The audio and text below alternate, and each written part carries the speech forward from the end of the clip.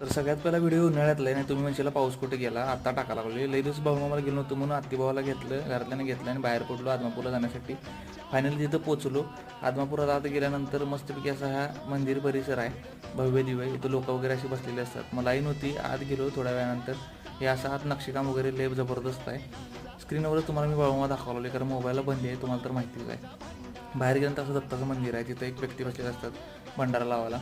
भंडारा लावून घेतला, मग मस्तपैकी असं मंदिराचा परिसर मस्तपैकी निहाळून घेतला.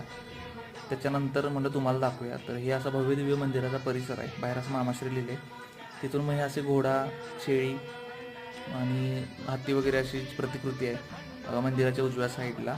आणि इथून तुम्हाला दर्शन घेता येते डायरेक्ट मुखदर्शन बाळूमामांचं. आणि परत मंदिराच्या डाव्या साईडला सुद्धा पुन्हा तशाच प्रकारचे प्रतिकृती ठेवल्या गेलेल्या आहेत. त्या खूपच बाहेर दिसतात, अगदी रिअल वाटतात त्या. तिथून मग प्रसाद वगैरे घेतला आणि मग तिथून आम्ही बाहेर पडलो. तर